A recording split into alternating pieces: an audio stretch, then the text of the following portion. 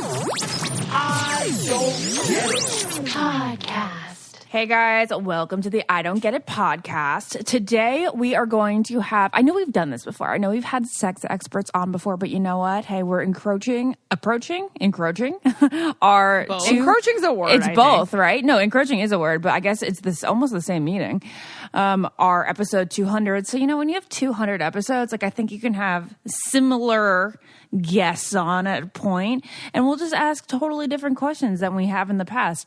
So the sex expert that we have today on is actually the one from Married at First Sight. Lauren and I watch this show on the regular. So I want to talk a little bit to her about sex as a married couple when you haven't known each other before the marriage. It should be interesting. But Naz, why don't you tell a little bit more about our doctor today? Yeah, so I'm excited because I have a bunch of single girl questions to ask her. But basically, she covers a wide range. So Dr. Viviana Coles, she has a bachelor's degree in psychology and a master's and doctoral degrees in marriage and family therapy. She has over 15 years of experience. She is the acting president and lead instructor at the Texas Sex Therapy Institute. And her passion for her work is also prevalent in her private practice. But basically, all you guys got to know is that, you know, she provides relationship and sex therapy and premarital counseling. And since 2003, she has exclusively focused her work with couples and individuals experiencing emotional and physical intimacy issues. So this is a topic that honestly never goes out of style. And I actually have so many random questions for her. I'm really excited to get her on. Should we have her join? Let's do it. Let's bring her in. All right. Hi, Dr. Viviana. Thank you so much for being here. Oh, thank you so much, Ashley. I am thrilled to be a part of this finally. I feel like this should have happened a long time ago. Yeah, absolutely. Lauren's face is awesome. I'm freaking out. Anything Married at First Sight's my favorite. I know every couple that's ever been on. Well, why don't we start there? That's a lot. That's a lot to keep up with and to be invested in emotionally. I get it. I know. If you guys don't watch Married at First Sight, I mean, you don't have to really to understand the concept. These people legitimately get married at first sight. You can vouch for them that it is a legitimate marriage, right, Dr. Viviana? Absolutely. It is legal. It is binding. All of those things that would make people have to think very seriously whether or not they would want to do this. How do you feel about the couples that do decide to have sex on night one? Has that ever happened? Oh, yeah. Sorry. What do you mean when you say when you say night one, Ashley? Do you mean because I haven't their seen wedding the show night that much? Do you mean like literally the first night they meet? Yeah, their wedding night, which got is the first night they meet.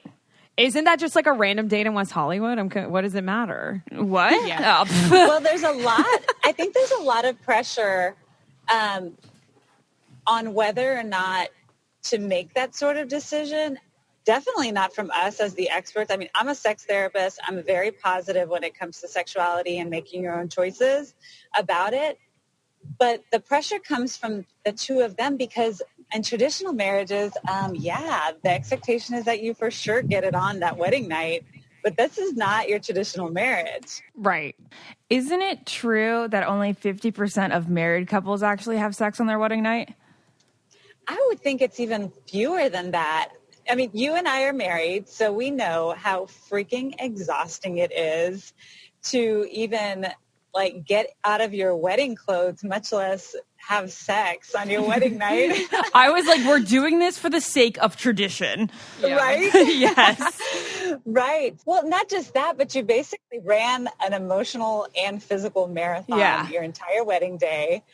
And especially if you enjoyed it, you're just going to go like so late into the night. Yeah. And to muster up not just the desire, but the physical energy to do that, it just seems like less than 50%. That's what I'm thinking. And that's okay. There's nothing wrong with that. I wanted to ask you about attraction because I'm assuming you've had to study a lot about how attraction works. Specifically, I'm thinking of like when single people go on dates and they're like, oh, I'm not really attracted to them. You work obviously on Married at First Sight. These people have to get close very quickly. Is it possible to build sexual chemistry with someone that you don't have any with right away? And if so, how does one do that? I truly believe that you can build sexual chemistry even if you don't have it from the very get-go, but it is one of the most elusive concepts ever. It is very difficult to study it. It's very difficult to systemize it. So what we have found is that when someone has a true desire for being in a partnership, for being in a marriage, I mean, this is very specific to a marriage, they will create scenarios and create partnerships that allow for that chemistry to build. But if people come into this believing it's either there or it isn't, then this wouldn't be the thing for them, because it's such a toss-up, right? I mean, we do everything that we can to hope that these people will like each other and then possibly love each other. But as far as like having that spark and that connection from the moment they see them, each other across that aisle, that's something that no one knows if it can happen.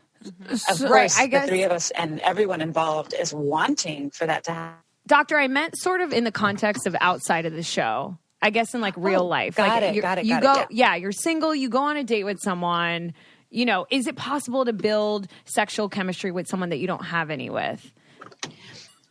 I do think that it's possible to build sexual chemistry with somebody if it's not there from the very beginning, because it really depends on if you're looking for sex, you can get that from anybody, whether you have chemistry with them or not. But if you're looking for a compatibility, if you're looking for intimacy, those are things that, scientists, sociologists, psychotherapists like myself, sexologists, we've all been studying that forever. And it is absolutely possible that it can exist. And what happens typically is people will start to create connections, and they will try to create physical connections. They will try to create almost like insights into each other that are attractive to the other person. And it happens all the time. I talk about it with my clients. I talk about it with people that I'm helping with dating advice. They will not necessarily see someone in that light, and then all of a sudden they form some sort of a bond or connection. And they're like, oh, I could totally picture you naked right now. Now, does it always happen? No, it doesn't always happen. How do they do that?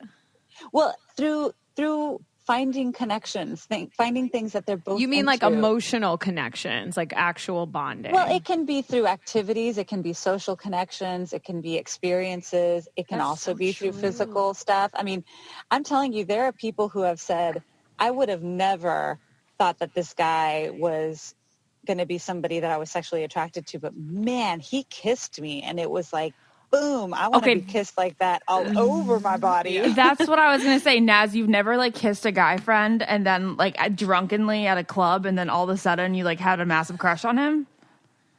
No. What I think happens more is when you see someone them, that I wasn't attracted to. Yeah, or somebody that you thought was fine, but like you never thought that you'd be like, oh my God, I must see him again. No, I never had a moment. I think like it's that. like watching them use their hands sometimes. Someone you're not like super attracted to. You're so ridiculous. I'm sorry, but then you see like their forearm move a certain way. You're like, damn, that forearm looked good there. And then that forearm grows into their pec, and then you look at their face, and you're like, damn. I think like little things like that. Also consistency, because you and Pastor Cal always talk about like literally you fall in love with their consistency. Yeah, the ability to rely on someone and to be able to like say, hey, you're that person for me, and you're the person that I get to rely on. Like that's really sexy too, because that's where vulnerability can grow. 1,000%. 1,000%. And where there's vulnerability, you can start to do all sorts of things. I mean, you can start to really shoot for the stars when it comes to both like your professional and your personal lives. You can start to make plans together, which as we all know is very sexy. So I think you're right. There's a whole lot that can happen when you start to really buy into the idea that y'all are going to work out, instead of looking at every relationship or every date that you go on. If you stop looking at it from a place of like, let's see if this is going to work out. Assume that it is, and bring your A game and have some expectations. But, obviously you have to make it fit for the occasion. So I guess assume that it's going to work out. You know what's something that I don't get, guys? I don't understand how watches are so expensive. I don't get it Like either. it's really literally don't. like no material around your wrist. right. And they're like millions and millions of dollars. Well, you know, millions and millions is a little bit of a stretch, but okay, I but know you where what you're going I with mean. this. You're saying that like you found a new company that has like a very luxurious, high quality watch, but it's not like you're spending over like $200 on it. Ashley, sometimes I just feel like you can like read my mind. It's just so Thanks. bizarre how you can do that, you know? But yes, that is exactly to a T what I was going to say. Like you shouldn't have to break the bank when you want to buy a watch, or when you want to buy a watch for someone that you love, which is why movement watches were founded on the belief that, you know, style shouldn't break the bank. And they've sold almost 2 million watches worldwide by bringing quality designs at fair prices. What's really awesome is that you can pick a style or design that you personally like. So recently I went on there to get my brother a gift because, you know, he's been going through it this year. And I like just getting gifts just because. And they just dropped their first ever automatic watch. It's called the Arc Automatic. It is so nice looking. My brother's going to freak when he sees it. And I think he's going to think it's worth so much. And I'm not even going to tell him how much I got it for. Well, Jared loves his movement watches. He's like one of those guys that like always has a watch on. So it's most likely movement. And I love their sunglasses. Their sunglasses are I love gorgeous. their sunglasses. I've never had more compliments on a pair of sunglasses before, and also don't even like sunglasses that much. And the only pair that I wear are movement sunglasses. I actually feel like their Lauren, you don't sunglasses totally enhance an outfit. Like I have mine laid out, and like whatever outfit I'm about to wear, I match it with a pair of movement sunglasses. I was in a jewelry shop that had watches and stuff like literally yesterday, and they were like really nice Rolex, whatever. And the guy working there went up to Hunter and goes, "I like your watch." He's like, "This is literally my movement watch." Yeah, it's so funny. I'm not making this shit up. It's such compliment clickbait. Like whenever you have a movement product on, people come up and talk to you. And guys, no lie, I actually Googled the founder of this because I think he's actually kind of cute. I don't know if he's single. Oh, I love have that journey for me. connections. Do you really? Well, I was very impressed because they're a crowdfunded startup. The guys were college dropouts, and now Exactly. they've sold over 2 million watches in over 160 countries. I mean, can you think of any hotter come up story? I cannot. Yeah. So movement watches start at just $95, guys. So you're looking at $400 for the same quality from a traditional brand. Get 15% off today with free shipping and free returns by going to movement.com/get it. That's MVMT.com/get it. Movement's launching new styles on their site all the time. So check out their latest at movement.com. Go to movement.com/get it. Join the movement. So I guess when you guys are filtering out people who are qualified to be on Married at First Sight, you have to make a big deal of whether or not they believe that attraction can grow, right? Yes, that is definitely something that we are looking out for, you know. But the thing is that there's so many more things that we have to look at and consider when it comes to having a really great potential match, that if somebody were to say, you know what, I've had issues with that in the past. I've had issues with thinking that chemistry has to be there from the get-go. But I've learned through the last 5 years of dating and through talking to, let's say they have a therapist, or through talking to their parents who have a really viable marriage, they're like, I really think that it can happen. Well, then it really is. It's just hard. Like what we do is really hard, and it's a lot of stress. I'll say that, but it's a lot of pressure because we take it so seriously, and we're not just like putting together people for no reason. But the point is, some people can say that they know what they want. Some people can say that they know who they are, but they don't know what they're like when they're married, and they don't know what they're like when they're reacting to a partner. You know, like we can all say, I am Viviana. I am this person as an individual, but put me in a room with Lauren and I'm going to feed off of her energy, and I'm going to be like, okay, let's talk about this. And we may be talking about forearms for 30 minutes, apparently. And then you put me in a room with Naz and it's going to be something totally different. And so I think what we try to do is just set people up for success, but as we can see, it doesn't always work out. Can I ask you a specific question about this season airing right now?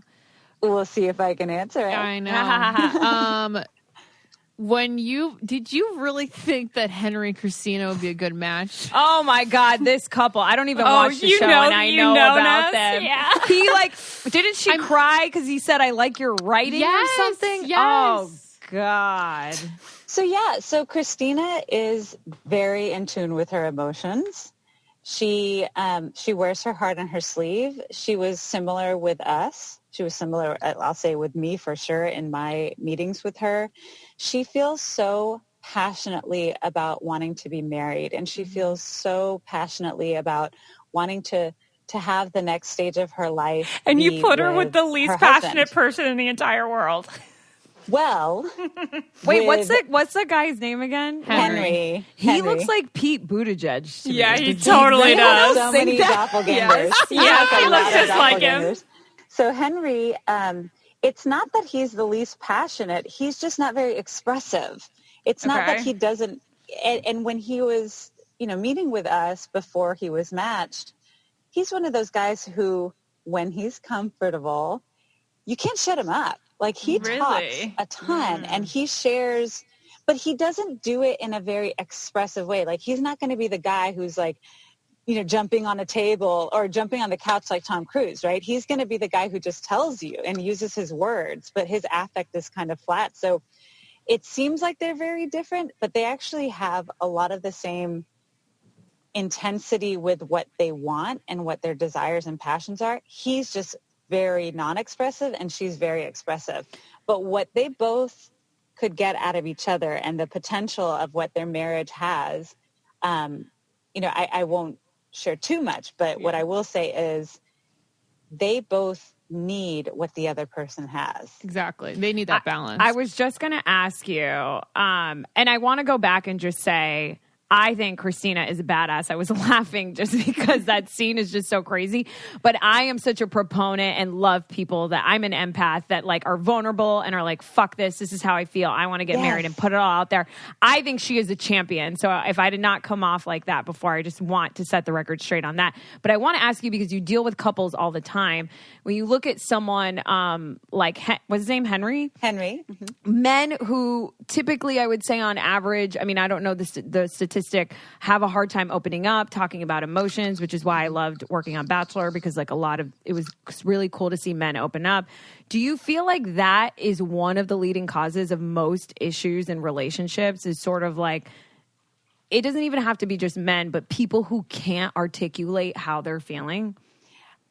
I think you're right on. I mean, communication is the number one issue that comes up regularly in all relationships, but especially marriages. And our marriages on Married at First Sight are no different. We are forcing them to constantly try to communicate because we do want them to work through issues. We don't want anybody skating by. We don't want anybody saying yes on decision day or saying no on decision day without truly feeling like they know why they're saying it. And you're right. I think with communication, if somebody, it's not so much that people aren't, or men or women, whoever, aren't in touch with their emotions. They just don't have a lot of practice with sharing them and having a good outcome. Do you feel like it's more guys, though? Like, do you find, on the show, you have to, help out more guys do that? In my experience on the show, with the show guys, no, I think it's been pretty 50-50. Oh, dope. I think there are definitely women on this season that don't communicate that much. I think in general... Karen. Yeah, I knew that you were going to say that. Karen is one of those people who's having a lot of conversations. They're just not out loud. Okay.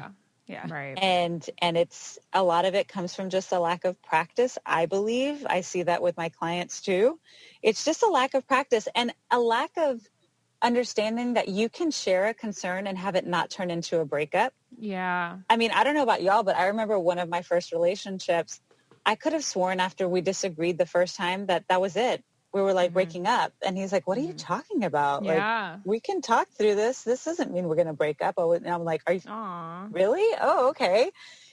There's just, with especially with the people that come to us for this show, they just really want the end game, but they haven't necessarily been amazing at the journey. Right. Like working through it. Yeah. And that's what we're hoping too, is that they can feed off of each other, just like in any other marriage. You can feed off of each other and build up on each other's strengths, and hopefully be very graceful if you don't really balance each other out on how to do that. But it's really hard for us. I mean, I'll do the woe is me for a little bit, because you're like, it's hard. I will tell you, the biggest pet peeve that I have with our amazing viewers is that they assume that we see what they see because they're watching the show, and it's the first introduction that they get to our couples is that they're like married, right? So they get to see them, but we do not get to do that, because the whole point of the show is that we match them and then they get married. Like, we don't get to just pull them off and say, oh, we saw how they got along. Now it's not working. Okay, let's take them off. Like, it doesn't work that way. So they're kind of like, what were they thinking? Well, right.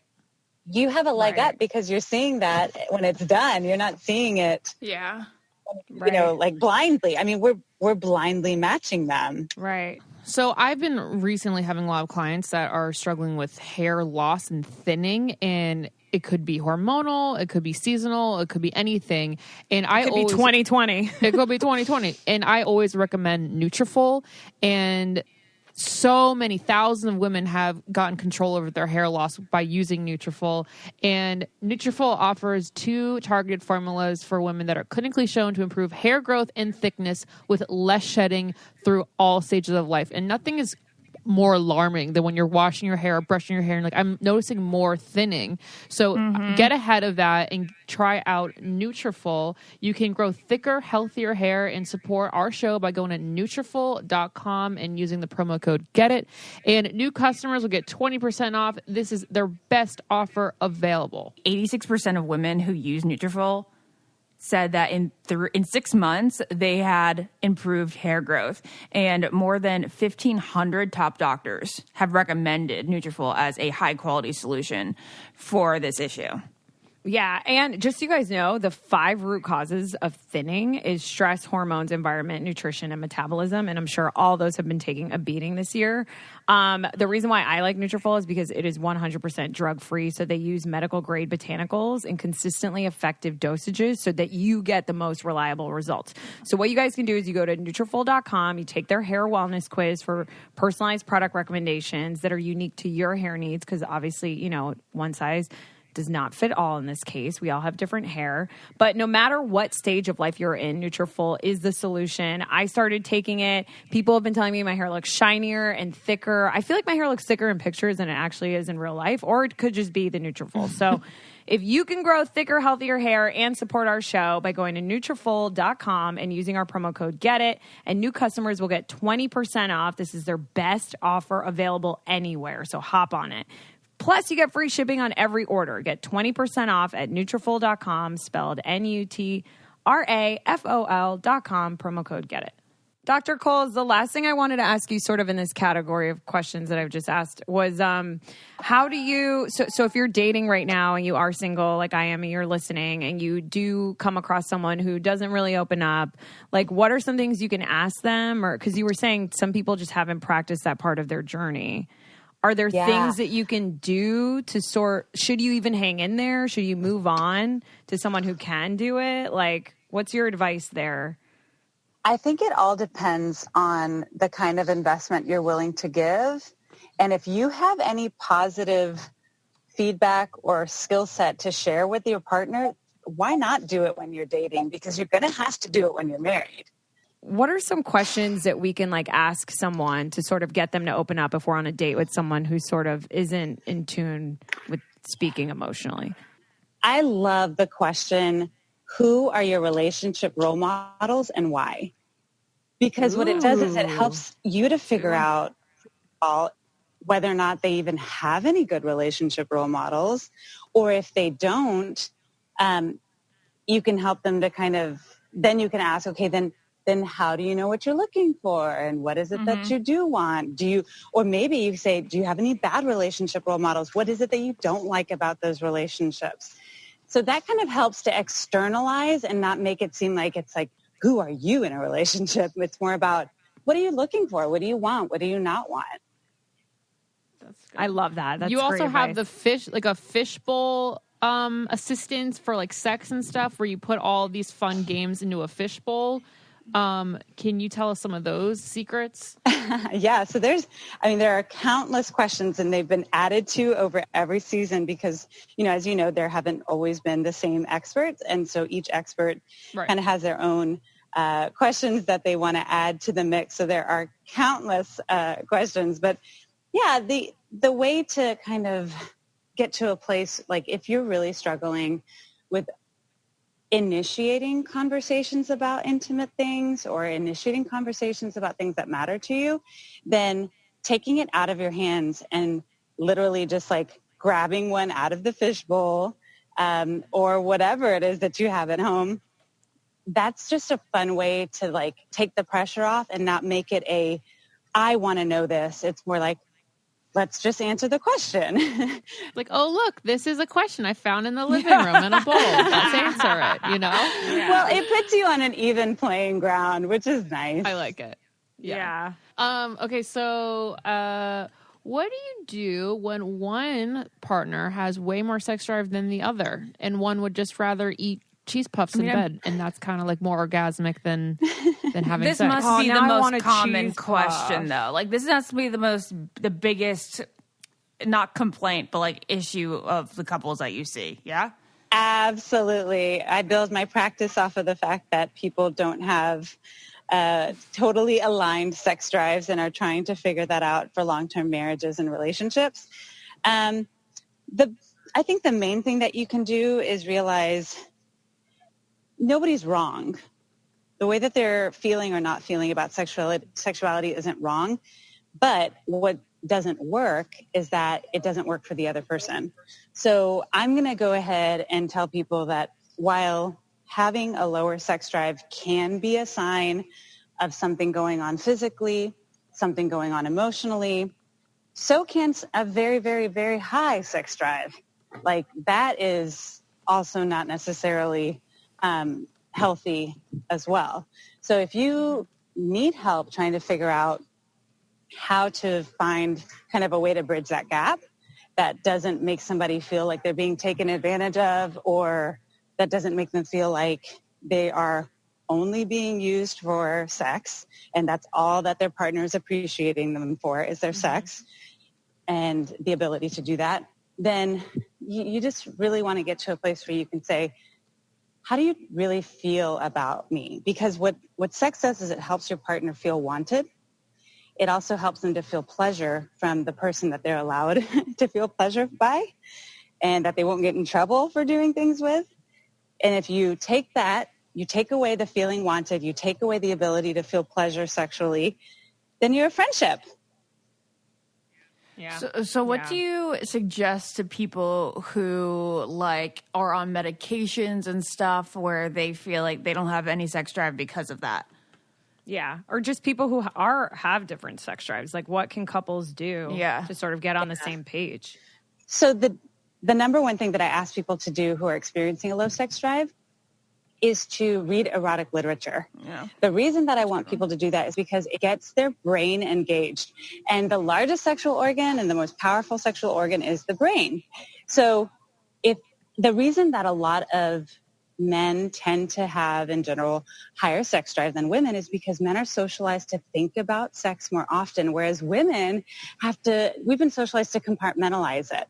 Like, it's not cool if we're at work and we're thinking about sex. Like, it's like, what's wrong with you? Why are you doing that? Or like, you're out and you're. It's not. No.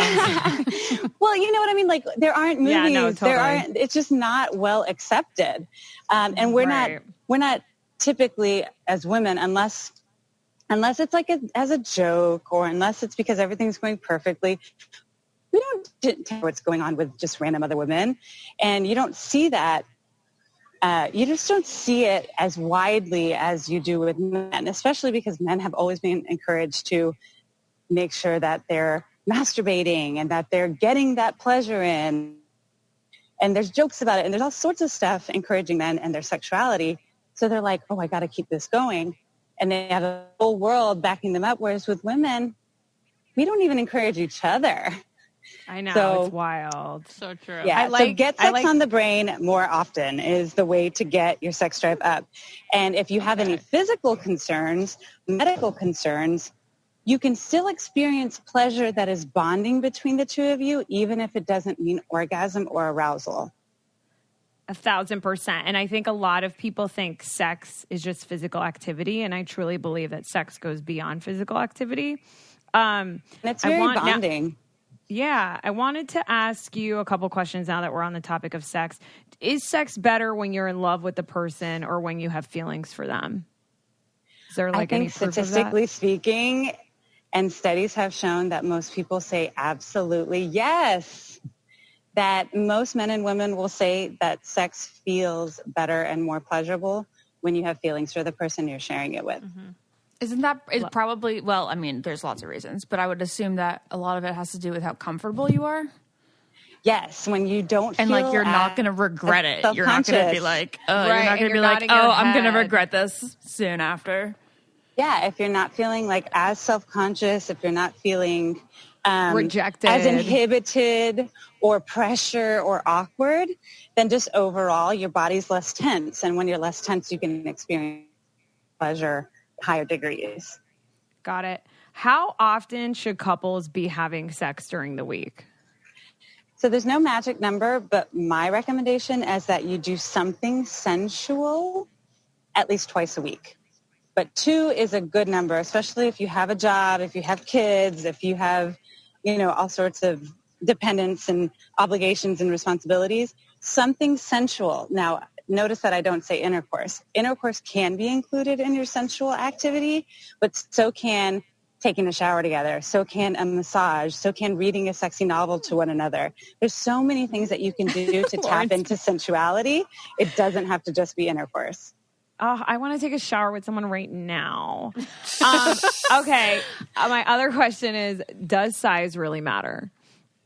No, she's going to say no. What? That's not true. We don't know what she's going to say. Everybody says size doesn't matter. It's like the biggest faux pas. Let her answer. Okay, what if it does? Well, it's so funny that y'all say that because I think, truthfully speaking, from most women and men, size does matter. Well, we're not talking micro penis right now. We're talking like average versus huge. I didn't ask, does a micro penis give pleasure? I asked, does size really matter? I love winning. So overall, I didn't know we were taking in extremes here. I'm just messing with you. Overall, size does matter. And I would say as a sex therapist, from a sex therapist standpoint, size does matter, mainly because men who feel like they are either an average or acceptable size, or maybe even larger than average, feel more confident. Confidence is sexy. Okay. Confidence means that they're practicing more, that they've got like that swag to them. No, they got that swag. That makes sense. They got that swag. They've got that BDE. Yep. So important. So important. But on the flip side of it, most women do not want a big old hog. I mean, they just don't. That feels scary. It's intimidating. They actually lose confidence. They worry. They're worried about pain. They can only use certain positions. They worry about possibly even harming the penis and the erection. So it's all has to be just very personal to that coupling. And you can do a whole lot with someone smaller. You can't do nearly as much with someone who's bigger. There's 2 episodes of Sex and the City that directly relate to this. One, you remember the one where Samantha found that guy that was so huge that she couldn't, and then there was the one where she was like, he's too small when they were visiting the therapist. That's so funny. Remember, she's like, is it in? And he was like, oh yeah. Wait, but this brings up a great question. Guess what? But the guys that are smaller, they tend to know how to do so much more outside of intercourse. And Yes, most women yes. will They know how tell to use you their tongue. that's Foreplay. amazing. Yes, they know how to Foreplay do is all so sorts important. of, or we call it outer play. Like there's a whole lot of outer play that they really know how to do. Can you teach a that's why there's course on someone for outer play? everyone. Men don't like Sure. not know that like women need foreplay. Like Yeah, it's just, I know. It's And so it's like, annoying. It's not yeah. like you need at least 45 minutes of it. I mean, I was going to say too 20. long. Okay, I was going going to to say 20. I'm good with even 10, but like I think you need a solid 10. No, I want such a lead up. I want like a roller coaster, you know, at like Universal You want Islands of Adventure or 45 something. minutes. Yes, I This want a is 45 said minute by roller coaster. somebody who is single. Everybody's Exactly. getting dehydrated, apparently. Dr. Coles, this brought up a question that I've never thought of before because we've been talking about size of penises. How deep is a vagina? 5.5 and it's fully expanded inches. Wow, how'd you know that? Is that true? That's right. Between 5 and 6 Whoa. inches. But our vaginas can expand to handle so much. And depending on where we are in our hormonal cycle, where we are in our lifespan, it can vary in shape and size so much so that women who are going through menopause have reported that if they don't have regular intercourse or penetration, that their vaginas will go back to prepubescent size. So it changes so much over the course of your lifespan.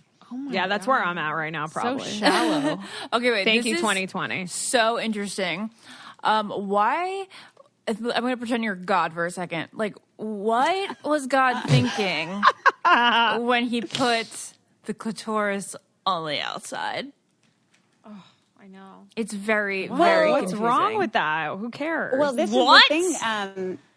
Just in the past, decade, we've realized that the clitoris is much more than just what's shown externally, and it actually has two. I don't even know how to explain it because we're not on video, but it's like these two extensions that go from the outer, from what's just underneath the clitoral hood, that is internal. Which is why there are women who can orgasm by vaginal. But so many more cannot.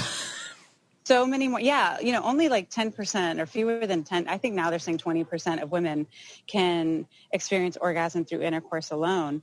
But the vast majority need to have clitoral stimulation. I'm convinced that women who have intercourse and penetrative orgasms are having their clitoris, I can't talk right now, they're having their clitoris stimulated, but it's just internally. So it's all clitoral, I think. Oh, okay. Interesting. So technically, what's a G-spot? Is a G-spot inside you? Yeah, the G-spot is, but again, that's just only like 10 to 20% of women can regularly. Apparently, Ashley's done a lot of understand your research. question now. Guys, So I you're know a whole bunch of things thanks to all of my years of playing Cosmo. I mean, reading Cosmo, yes. Yeah. I love it. There's a lot we can learn from Cosmo. There's also a lot we can't learn from Cosmo. Did the clitoris used to be on the inside and then it evolved to be on the outside? Because don't pigs have it on the inside? I don't know. But I think we're not on the same page here, because what I'm saying is the clitoris has both the external portion of it and then it has internal. You said that. The organ has now been mapped to where it does have the internal part of it. Got it. Okay, so as we saw on this week's episode of Married First Sight, that our beloved Amelia admitted to her husband Bennett that she kind of came on the show just to be on a reality show and not necessarily to become married and have a long-lasting relationship. What are your thoughts on that? And if there is anyone else that you know from previous casts that are there for the wrong reasons? I can tell you from season 9, which is my first season, I've never heard anybody admit that or say it. Mm-hmm. I've questioned later on what their motives were. I couldn't believe she said that. I mean, when I first heard that she had said that to Bennett, when she actually did it, I was kind of angry. I'm not going to lie. I was angry. I felt kind of betrayed. And then it started making me question, well, what else is not real?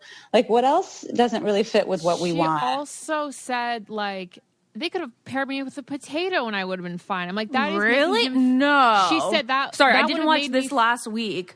That would make me feel so sad. Like, wow, so it's not even me. You just like everyone. It's very sad.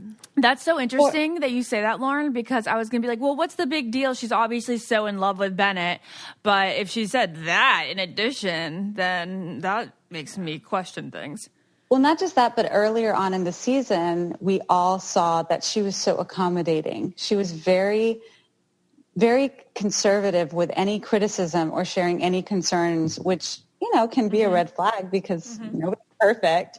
And she just continued to have kind of this very like rose-colored glasses look at the marriage and approach. And then to have her say this, it was very disappointing. And we'll see like because he has to make a determination this week. Yeah. What to believe and what he feels, because that's another thing. I'm sure you've been in a relationship where somebody's like, I just don't know how I feel about you. And you're like, I do because you've been showing me, and so maybe he's trying to figure out all of the feelings that he has about her. And maybe he's like, look, you're trying to self-sabotage, but I know you care about me. Or he's going to be like, you know what? I'm putting all these puzzle pieces together and you are kind of not really into this. So right. Yeah. Maybe because she has to move. So maybe she's like, let me just ruin this before I have to have a tough long distance relationship. Because when she said that, it seemed like she didn't even realize what she was saying was hurtful. Yeah. And I think that's the other thing. Sometimes they're having conversations with each other, and because they haven't been together a long time, they don't know what triggers the other person yet. Right. I mean, obviously they were in these marriages a lot longer than typical, but it's still relatively short amount of time. And she might just think she's being honest, but she doesn't realize how brutally honest she's being, especially right before decision day, right? I mean, right before decision day, everybody's so on high alert and they're looking for every reason why they should stay or every reason why they shouldn't. And it's a high stress time for everyone involved. Anyone listening out there who does not watch Married at First Sight, I just want to let you know that you should at least watch this season. This is the greatest season. They go through a pandemic together. It's very interesting. It's like the craziest couples. Like Woody and Amani crazy, are goals. like crazy. No, They're just, like two couples that I love you within a month. Like that's amazing. So please watch that, because if you don't know what we're talking about, you should. Anyway, okay, we'll get off the more specific questions, but I do want to ask, why are so many of the past couple seasons contestants been so young? Like, why are you signing up to get married at first sight between the ages? Honestly, in my personal view, I don't think that I would ever be like, I'm going to sign up for this show until I was like 35. And I started to think about fertility, to be honest, because, 26-year-olds, 30-year-olds signing up for this show? Like, don't you think you have some more years where you can go and do the search on your own? Wait, Ashley, what's the difference between someone signing up for this at 26 and someone signing up for Bachelor at 26 hoping to be engaged at the end? I guess that's a solid question. Yeah, I guess it's a solid question. But Naz, in that case, you go on and you actually get to know the person, and the other person gets to actually know you before you decide to make that commitment together. On this show, you are making a commitment before you get to know the person. I know, but in reality, like if you take a step back, it's the same thing. No, I don't think so at all. So because I've known these 20-something-year-olds and 30-year-olds, I can tell you that a lot of it is because of the type of family and culture that they were brought up in. And getting married young is something you think that like religiously or culturally? Not even necessarily religiously, but yes, that plays into it as well, where they know that they want marriage. Like, you know how some people, the minute that they start making money, they start saving for a house to buy, and other people don't even think about it until much later. It's the same kind of thing. Like, some people go into life knowing that they want to be married and it can't happen soon enough. And when they struggle for, 4 years, 5 years, and then all of a sudden they're like, my life plan was to have 2 kids before I was 30 and to be married to that person for at least 2 years before. And 22, obviously 22 is too young, but like for this anyway, 24, 25, 26, 27 doesn't seem all that young, especially because then we find somebody else who feels very similarly and has the same age range that they're wanting. And of course, that's just one of the things that we consider. But yeah, I mean, I personally was somewhat of a young bride. I got married at like 26, 27, and then we had 2 kids before we were 30. So like, I kind of fall into that. I'm I knew not what I talking wanted. about young marriage. I guess I just mean like, why would you resort to being connected with a stranger at the altar at that age? I see. Like the idea I'm not talking of picking up about on young dating. marriage. Well, I'm talking about like That makes sense, like a Yes, wedding I pact. get it. That Yeah, like when you're I'm 25, you're like, okay, if to not, a if I don't find someone by stranger. 35, Yeah. Yeah. That's Right, like right. that's So exactly. actually- That's kind of like a friend pack where it's like, oh, if we're not married by the age of 34, we'll marry each other. But Right. No, actually, I think you're right, because there have been times where Pastor Cal, Dr. Pepper, and I look at each other like, is this person too young? Have they even gone on 10 dates? Like, have they experienced love? Have they experienced heartbreak? Have they experienced, are they just too scared to date? What's going on? And we do have to consider the whys of wanting to get married at 26, 27, to 30, a stranger. to a complete stranger. stranger.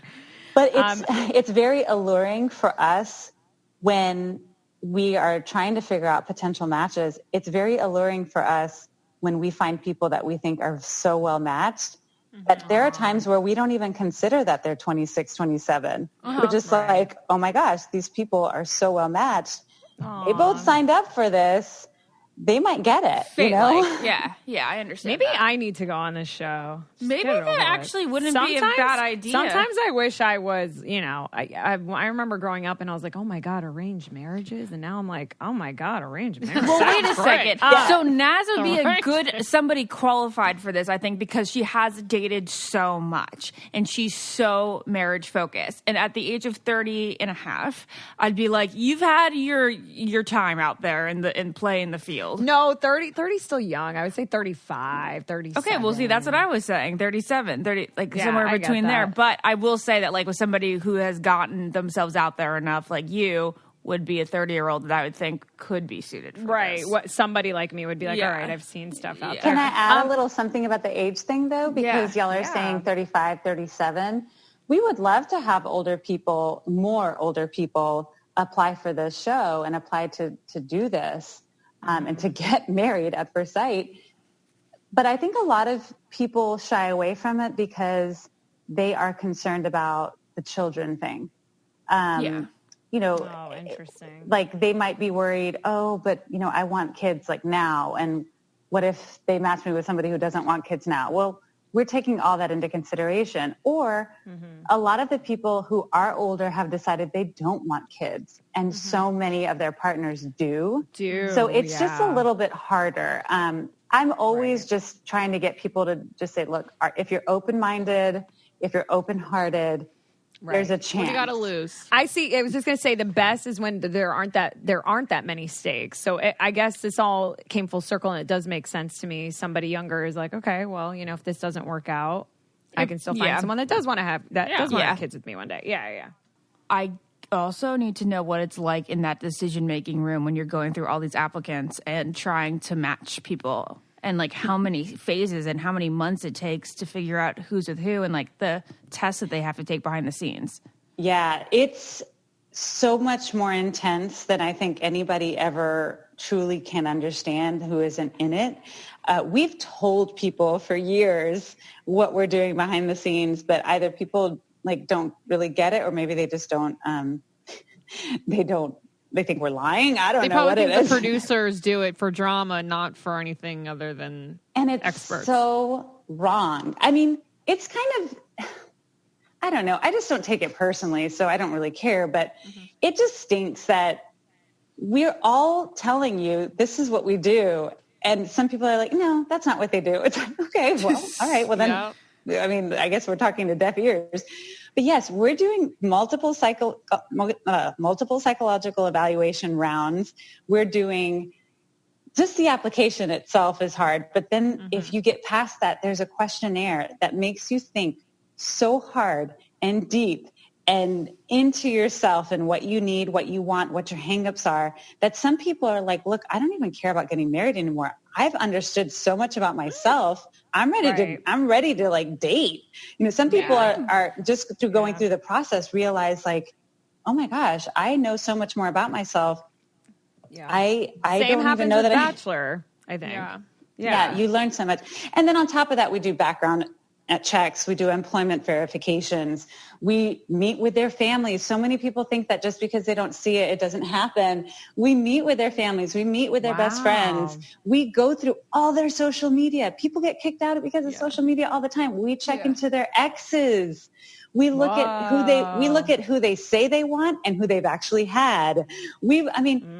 And that's why it takes a team to do all this research. And then ultimately it all comes back to the three of us.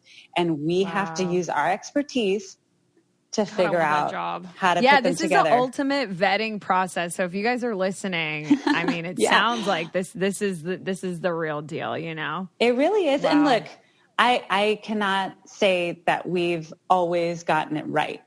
Even with all of this, there are people who are just really good at convincing themselves or others that they're not who they really are. And I wish that we had like an internal radar that just goes off, but we don't ever know that until it's too late and they're already married. And now they have to work through whatever those issues are. Some people freak out once they're married. And I'm like, but you've been telling us for months, because this takes months, by the way, casting, just to get to a place where the casting department then hands off the potentials to us, which is hundreds of people. I mean, this takes months. It takes so many people just to wade through the applications. And then by the time the hundreds get to the three of us, I'm always thinking like, why would you even want to do this if you're going to get caught? America's going to hate you. Like your new wife, you're going to have to go through a divorce. Like, why would you want to do all of this? You know, right. Go through all of it. And that's why we do the divorce. That's why we do an actual wedding, because we want everyone who's doing this to actually be committed. Right. I mean, that's the missing piece. The difference of the show. There's a huge difference. It would be so much different if they just were secretly not married on paper. Then they'd be like, no big deal. We're splitting up. Exactly. And that's one of the reasons that as of now we don't have children involved, because this is legal and it has to be consensual, and it's hard enough. I mean, look. If we have seasons and seasons of 100% and everything just goes amazingly and there's never any issues, then maybe I would imagine that they might consider including children, or people with children, not children. Oh, that sounds terrible. I get it. But this is already so difficult for full-on adults. I know Australia does kids. I mean, they have people with kids. Other franchises do things very differently than our franchise does. And it's up to everyone to really research the difference between a mass UK, a mass Australia, a mass Africa. Like there's so many different mass. And ours, I truly believe, has something very unique and special. And it's not for drama. It's not fake. It's not just let's try this out. We really, really try to make this work.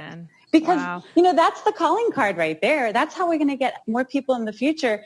We're up for another 6 seasons. Like, we want people to be applying to this. And if anybody thought it was fake, or if we would be caught in lies, that's way too much pressure you know how hard it is to lie? Like, you can't. So we just keep things authentic. We keep it real so that people will know we can trust them. We can trust that the process is what they say it is. Now, what happens when people are married, that's on them. And we guide them. Sometimes we guide them very strongly. Other times, it doesn't matter what we say or do. They're going to just go rogue. Right. Well, Dr. Coles, this was so informative and amazing. Like, thank you so much for sitting down, spilling all the tea on Married at First Sight, semi-convincing us to go on. So many people are going to be convinced to like send in an application, I feel, Well, next season we're casting for is Houston, which is my hometown. That's where I'm from. Nice. That's where I live. Good to know. And they can go to nafshouston.castingcrane.com to apply. But no matter where you are, you should apply because I'm pretty sure casting takes into consideration how many applications they get from a certain area when they're kind of trying to figure out where to go next. It's good to know. Love it. Thank you so much. You're amazing. You're beautiful. I love you. Yeah. Watch Married at First Sight, everyone. Bye. Thanks. Bye guys. Bye. Did you know that everyone has an aura? Do you know what color your aura is? Maybe you have a fiery red personality or a quiet and calm blue or green. You could be an organized and methodical yellow or an explosive purple. Come join me, Mystic Michaela, on my podcast, Know Your Aura, to find out all about how your personality can be explained in colors. I don't get it. Podcast.